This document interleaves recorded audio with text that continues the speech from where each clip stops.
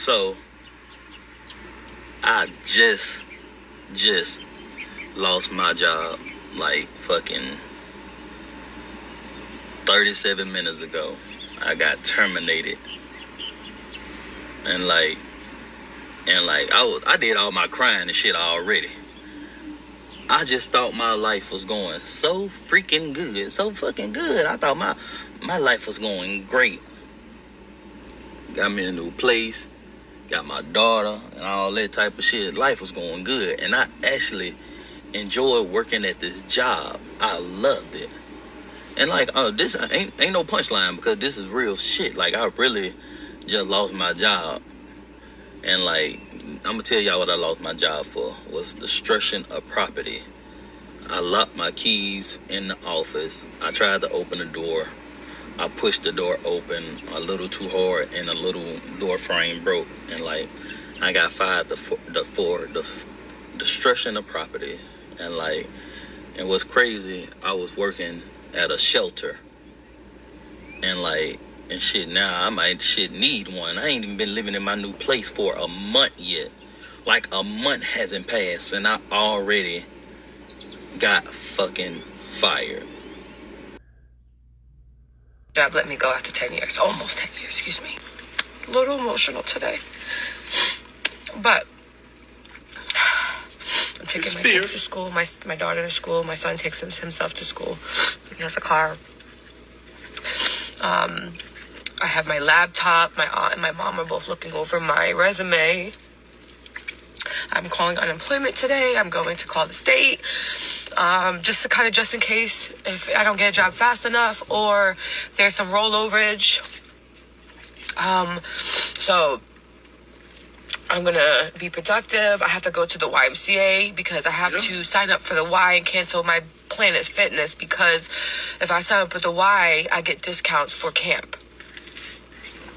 For her, and because she used to come to work with me on days off, so I have to remember that when looking for a job, that cost. So I'm gonna be productive. I'm gonna clean my house. I'm gonna get my life together. I'm supposed to get paid today. I'm still waiting for my paycheck, but I know it's a new system, so new owners. I'm hoping today will be better after my job. So I lost my job today, and what I find frustrating is I called my dad to let him know that I lost my job. And you know what happened? Instead of him saying, "Oh, I'm sorry, sweetheart," what does he say? "So now you can purchase that item I need you to buy for me and your brother so that we can start making money and we can help." Bruh, no. For a year, my dad's been trying to get me to purchase a machine thing that costs like 4 G's. He wants me to put it on my credit card.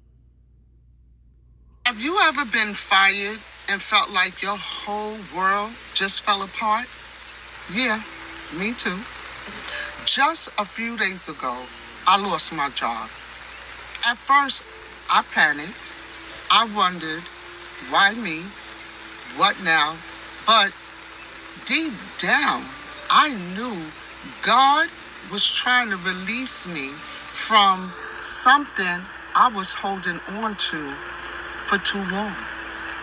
I had to trust that this wasn't the end. It was a redirection. Fucking fired. Damn. Definitely came out of the blue for me. 2 weeks ago, I was literally having a conversation about having a pay rise and taking on more responsibility at this job. I was just yarning with the boss earlier today, and then he just was like, "Oh mate, come into the office, have a quick yarn." I was like, "Oh yeah, sweet." And I was thinking, fuck, this must be about the pay rise. Anyway, he starts talking to me about the war, gas prices. All of a sudden, he's just like, "Mate, we've just fucking kind of stopped getting orders coming in." And I was just like, "Oh shit." And he was just like, "Yeah, man, I'm really sorry, but we've got to let you go." And I was like, "What?" And he was just, telling me, he's like, "Fuck, man, we really like you. You're a nice guy, da-da-da-da-da." He just starts telling me that because of this war, he's noticed that their sales have really pulled back. He's concerned that it's only going to get worse. Obviously going into winter, he's like, "Well, that's already our slowest time of year. So if it's going to be our slowest time of year and people aren't going to be buying shit, then he's like, well, fuck, we're really fucked. Obviously, no one likes, well, no one wants to be fired, you know, but I did kind of think to myself, well, look, it's not a personal thing. Clearly, he's got his concerns about what's going on in the world and what may be coming out ahead of us. He even said, he's like, mate, you know. It's my job. I know you lying. I'm gonna do it. I know you lying. I'm gonna do it. They don't play with me like that.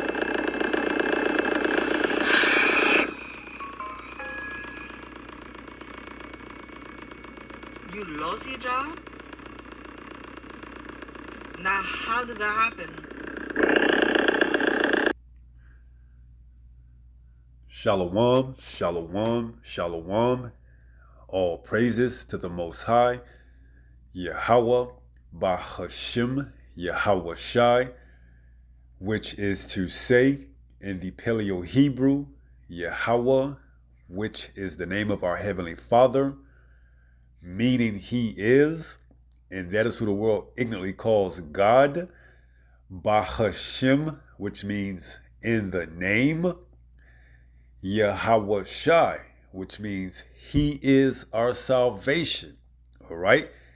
And that is who the world ignorantly calls Jesus, a so-called black man who, by the way, only came for the Israelites. All right?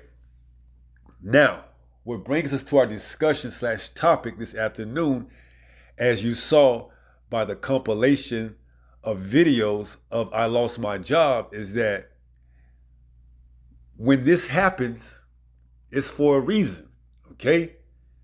Because when we're brought to a low, it's because the Lord has a specific reason. So whether it's you losing your job, you losing a loved one, or whatever, it's for a specific reason.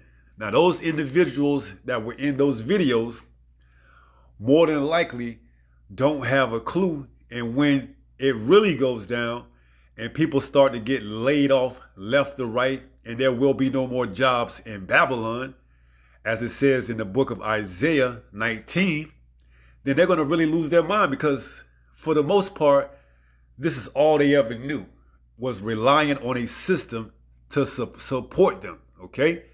So when this system crashes, and it will crash, they're going to crash out. They're going to lose their mind. Because why? They don't have the stability. They don't have the stability of this word, okay?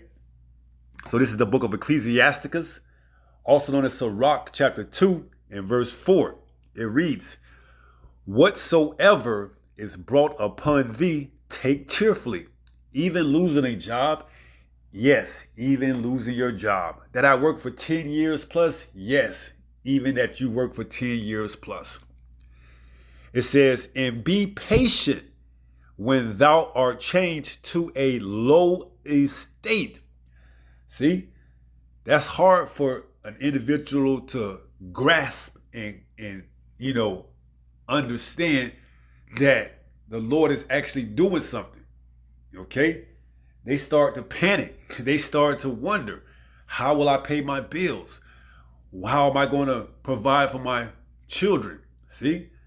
This is something that, unless you get a hold of it now, once this devil, this dragon, moves in those days, you're not going to be able to fully understand and comprehend. See?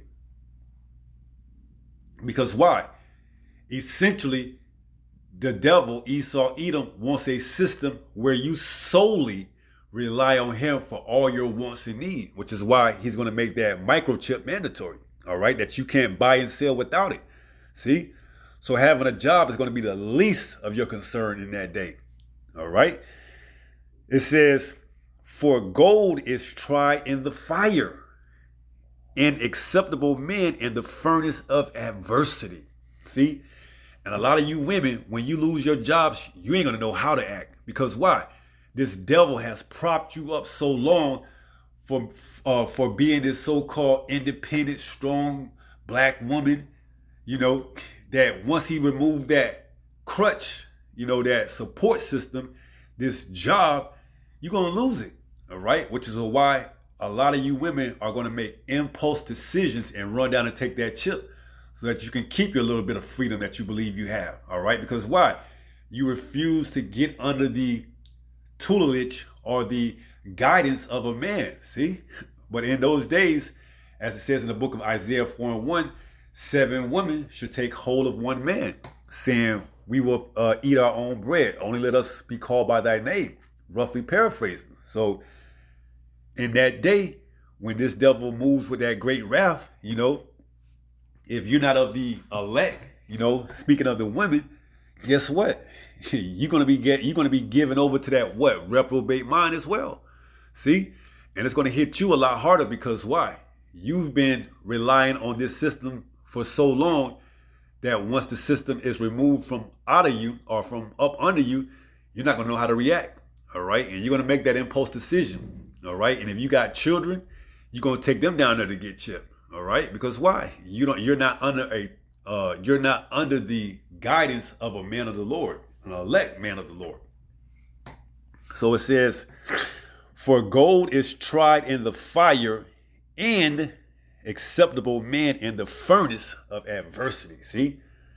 So a man of the Lord is always cool, calm, and collected because why? This truth resonates through him. All right? He has this word within him. All right? So he understands the things, the times to come, the things that are about to take place. And losing your job is going to be the least of your concern in that day. All right?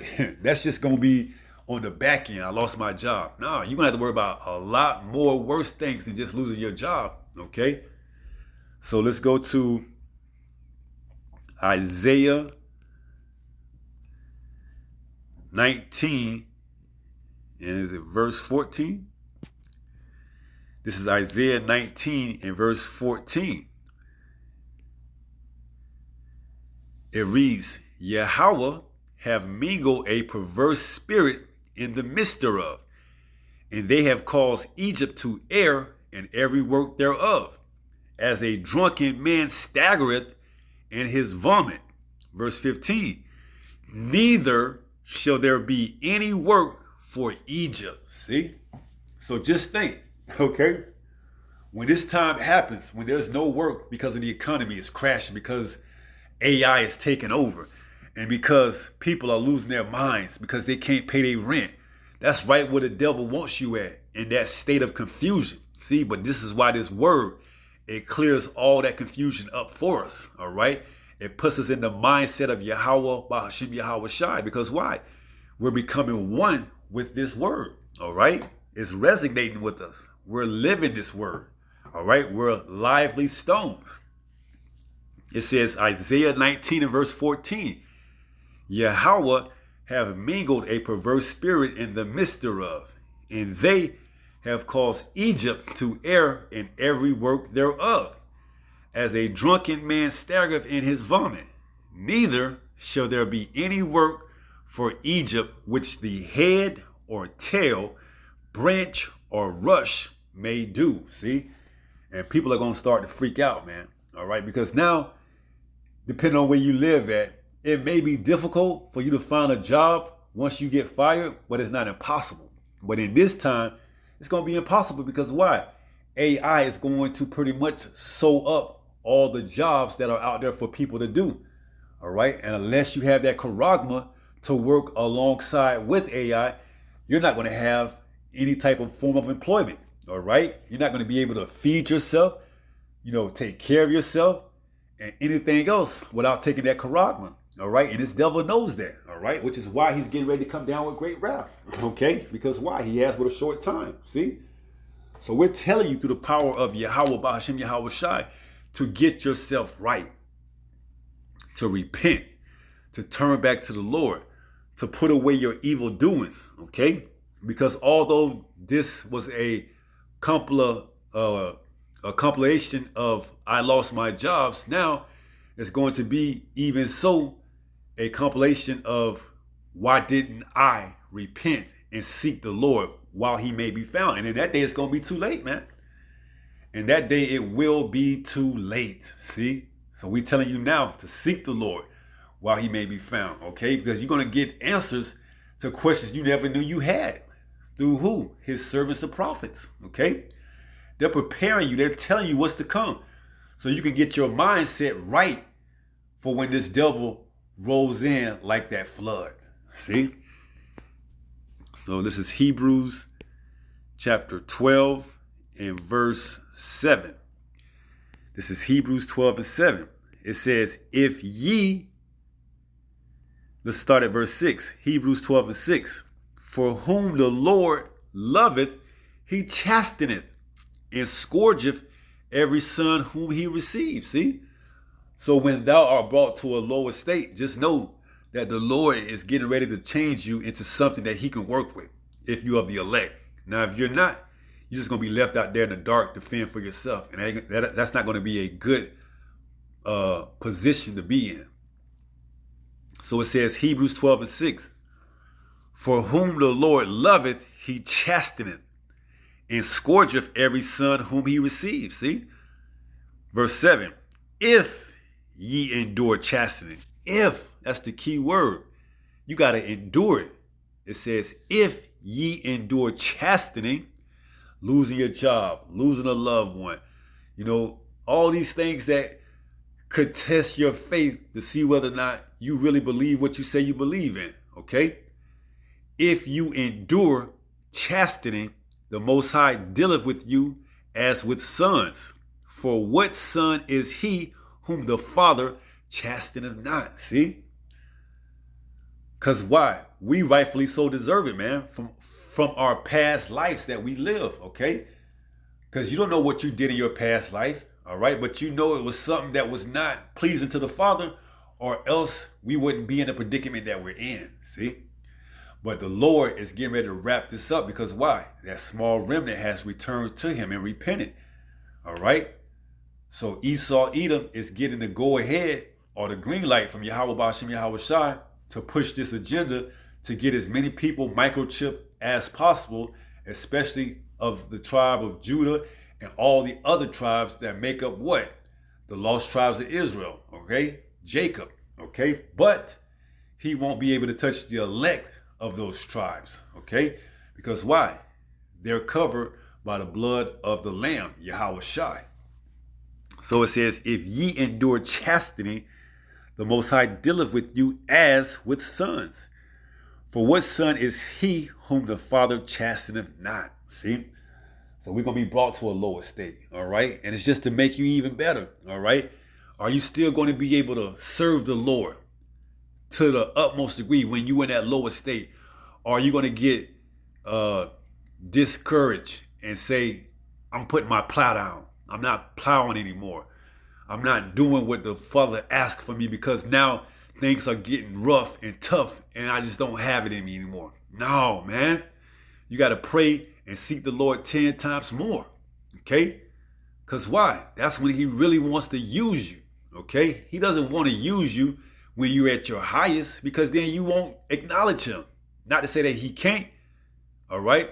But he wants you at your lowest because why? You will give him all praises, okay? And glory, okay? So it says, if you endure chastening, the Most High dealeth with you as with sons. For what son is he whom the Father chasteneth not? But if ye be without chastisement, whereof all are partakers, then are you bastards and not sons. See? So if you're not going through it, if you ain't getting some type of chastening, then you ain't a son of the living power, man. All right? Which is why these elites, they'll never be,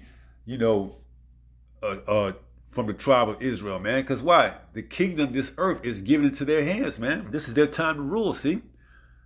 They'll never feel what it feels like to get up and work a 9 to 5. They'll have to worry about paying your bills and rent. And if you lose your job, how are you going to make ends meet? Because why? They are the ones that's calling the shots, okay? They the ones that have this place in such shambles as it is now. Because why? Job 9 and 24. The earth is given unto the hands of the wicked. See? And the Lord isn't dealing with them. All right? The Lord could care less about them. He's only using them for one particular purpose. And that's to do what? To bring forth that sword. All right?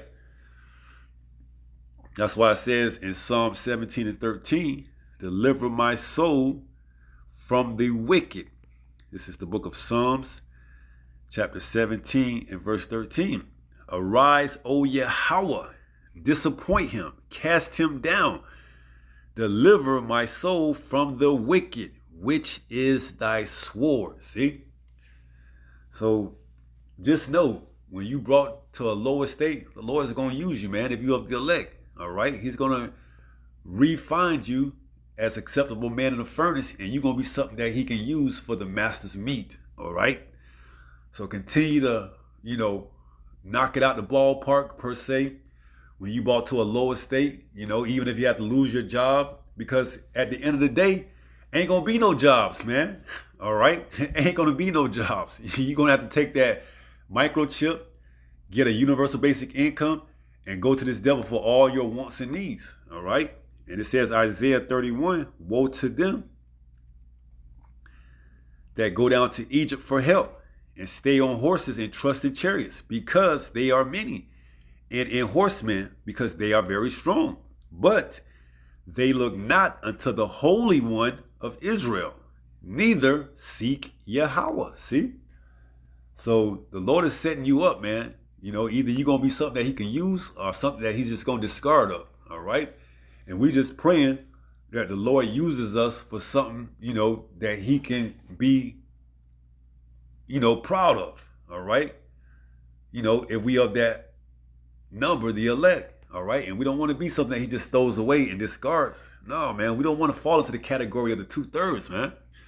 All right? Because in the eyes of Yahweh Ba'ashim Yahweh Shai, the 2/3 are nothing but a Gentile, man. A heathen. So let's read that again. Isaiah 31 and 1. It reads, woe to them that go down to Egypt for help.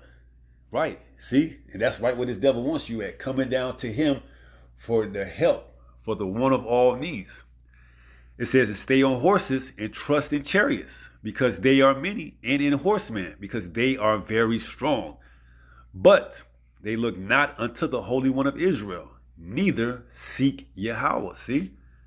And when this comes to pass, and it will come to pass, you're going to know that a prophet was amongst you. Because why?